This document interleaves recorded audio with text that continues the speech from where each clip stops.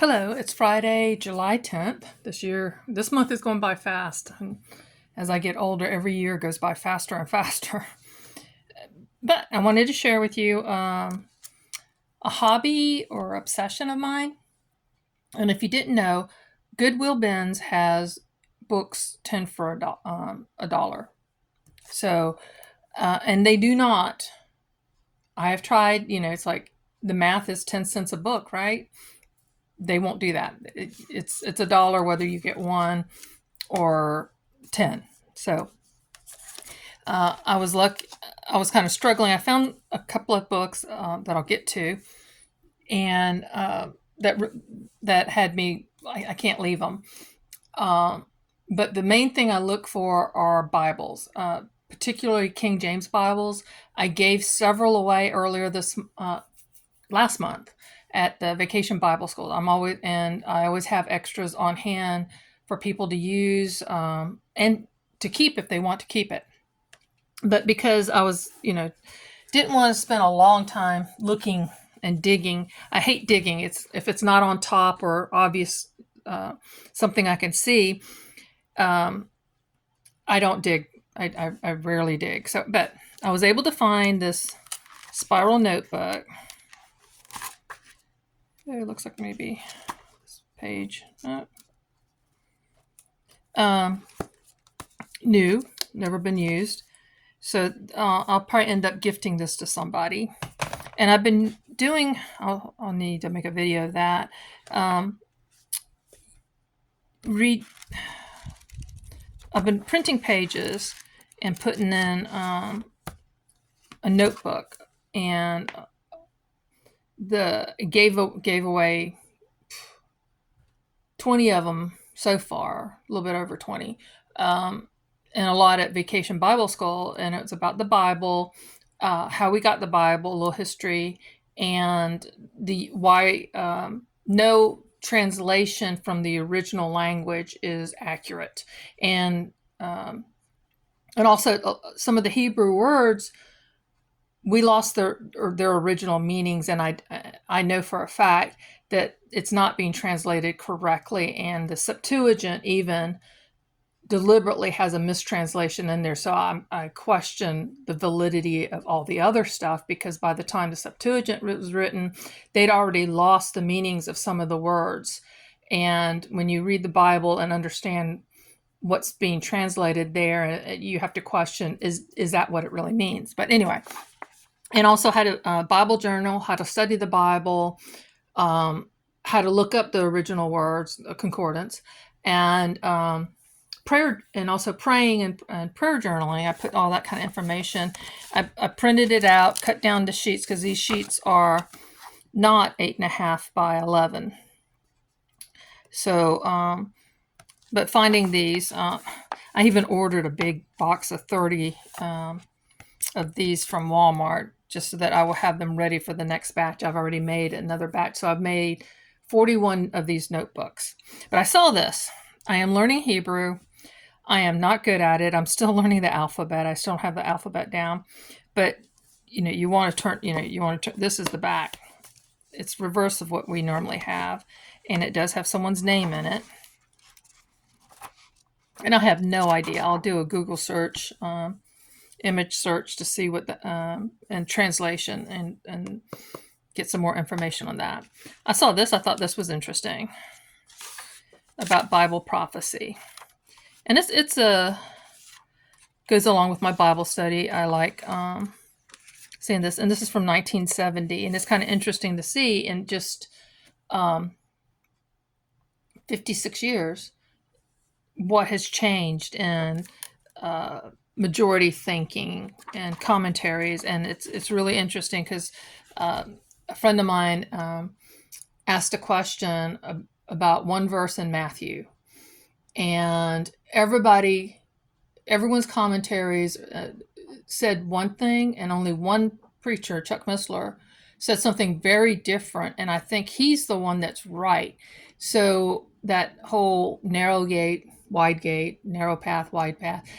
Don't just choose the narrow path, but understand why something is right or wrong.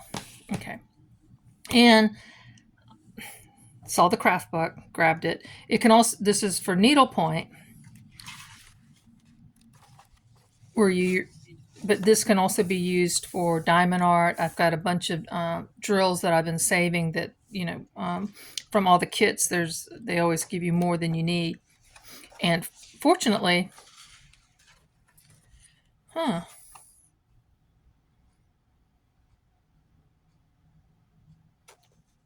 that's interesting. Maybe they went together, that Hebrew book and this one, calendar.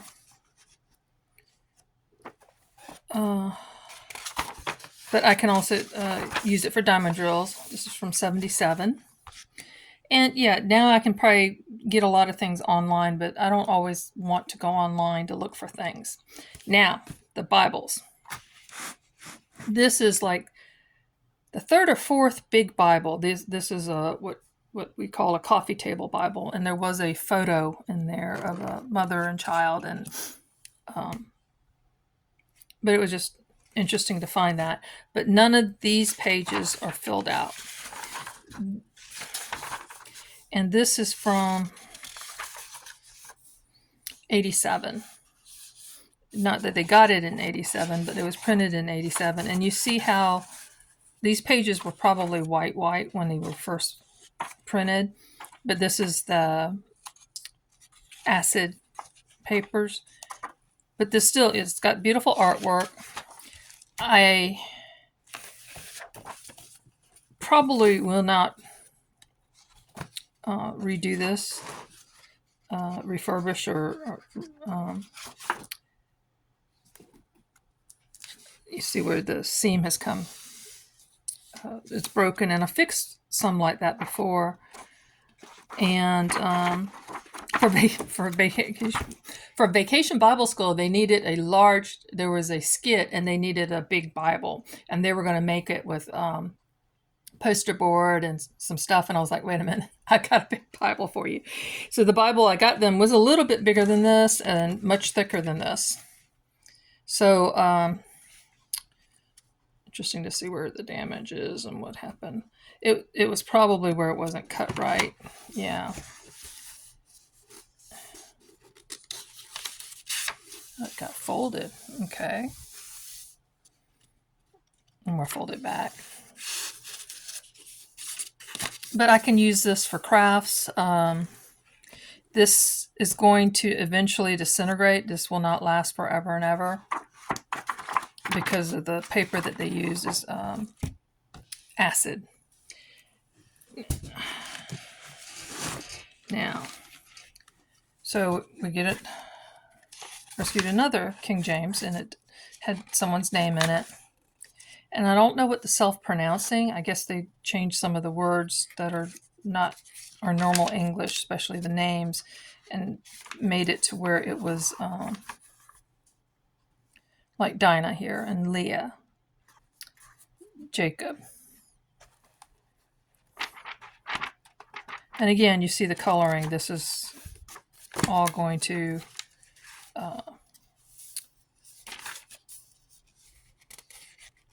deteriorate. I couldn't find the copyright publishing date on this one at all.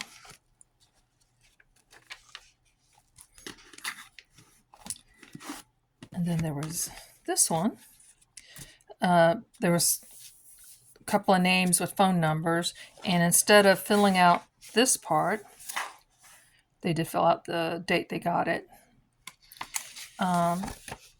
They had their address, the printed little address thing that we normally get for free from people trying to sell us something, or charities, and they have their address on there, and it comes from Tennessee.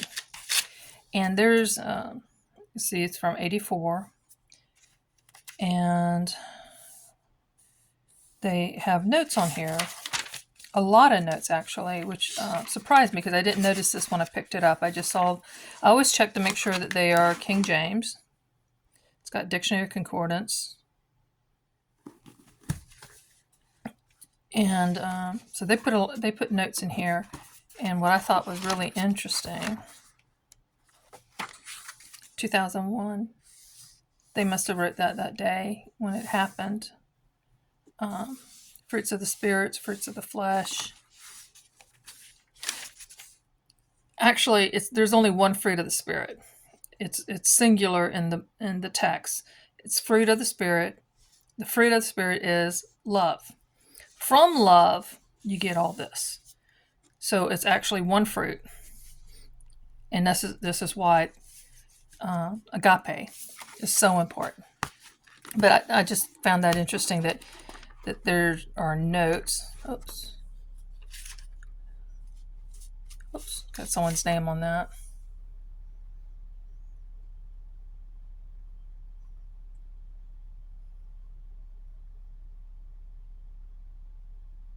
A prayer list.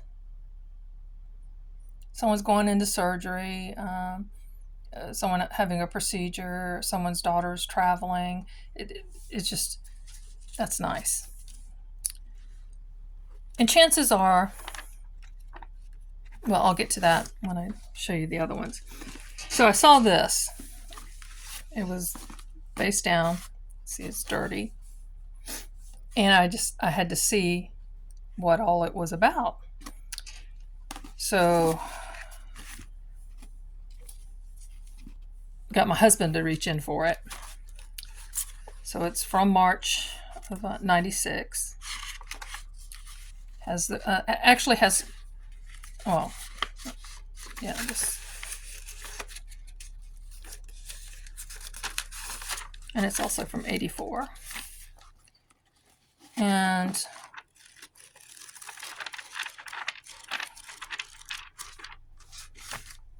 that's it. But this was a big thing. I remember we were covering in the '90s. We were doing photo albums. You know, the big what they call magnetic, the sticky page things that has a clear cover that you put over the photos and mementos and whatever you put in there, and then you would do this kind of stuff on the covers to make them more interesting. Because I don't necessarily think they were pretty. This had a white Bible cover. I can't read through it, so I don't know if they probably painted it to cover it. But I just thought, okay, this is interesting. I will have these at the parsonage to kind of show people. And I have also several Bibles there that I have on what are normally plate that you hang on the wall, and it's for like 3 plates and to display pretty plates, normally commemorative plates. But I use them for the Bibles, and I'll have them opened up, and I would have a verse highlighted. And I have a clear acrylic that goes in front that kind of helps to keep things straight. And then I would use something on the bottom to push it to display it better if it's not big enough. And I even use the miniature Bibles that are just New Testament and Psalms and Proverbs. They don't have the Old Testament except for Psalms and Proverbs. And I've given away those last year and this year to kids. Now here's the one I thought was really interesting. And you can see it's the NIV. I normally don't get it, but this caught my attention. Number 3, and all these little tabs. Interesting enough, it was originally given to one person, mom and dad with lots of love, Easter of '97. But there's one of these little sticky things with someone else's name that says, I love you. And then whoever wrote the note, they put their name on there too. I thought, okay. And just flipping through, this person has really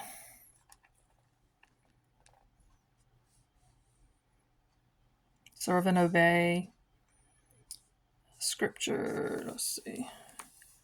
It's kind of interesting to see what all they marked up. Oops.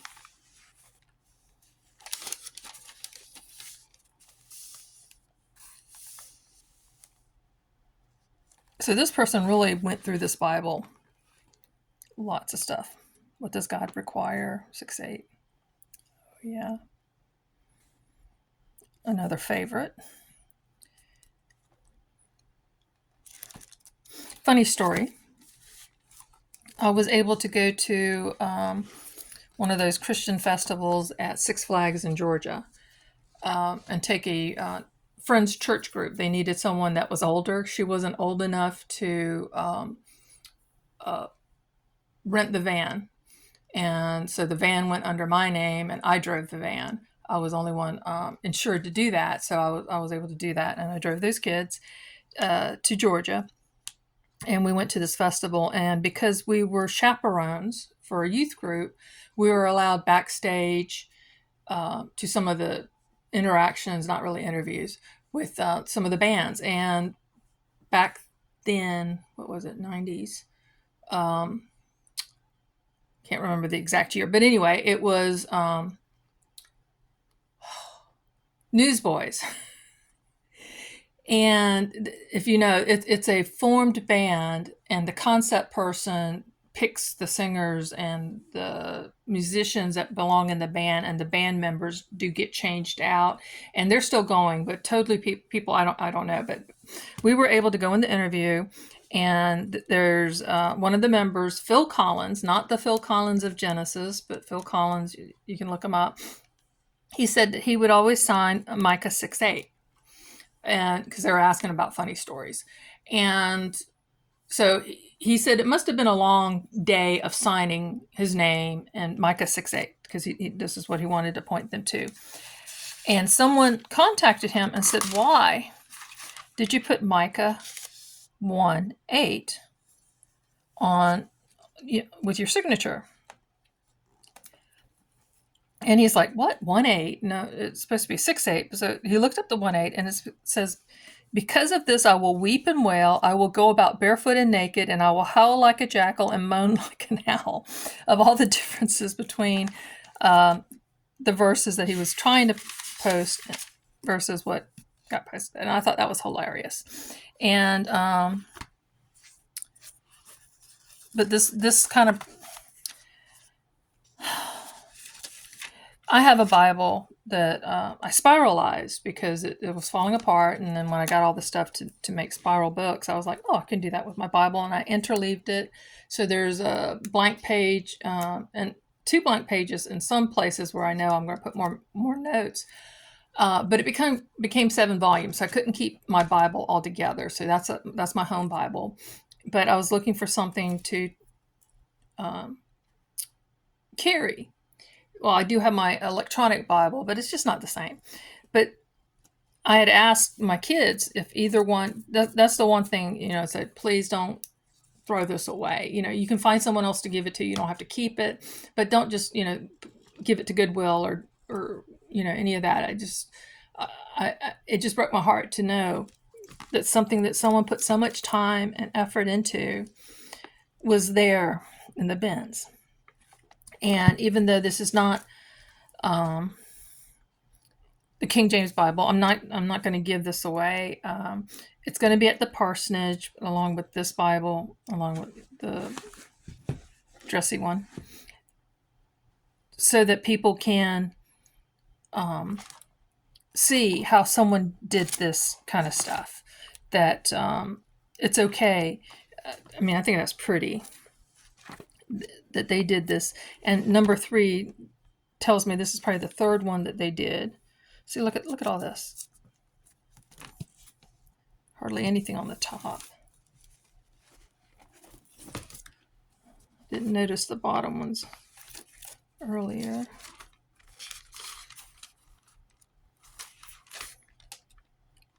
Missions.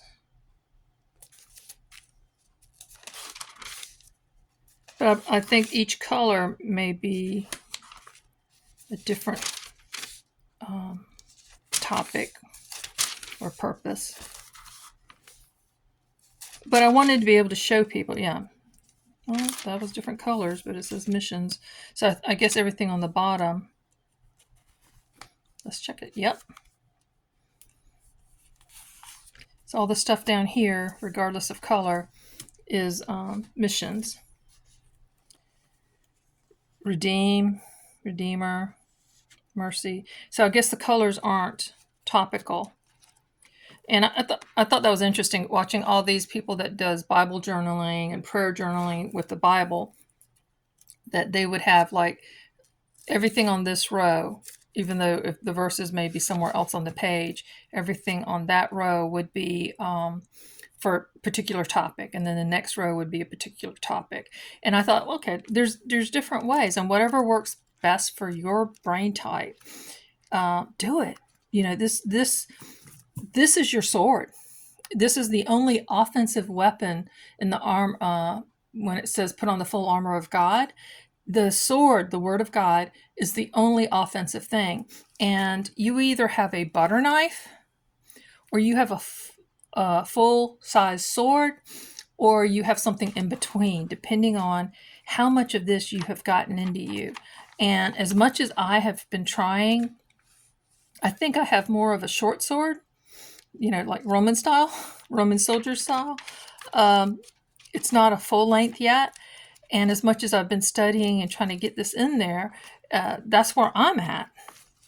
Or maybe it's even smaller. Maybe I'm giving myself a little too much credit to say it's a Roman short sword.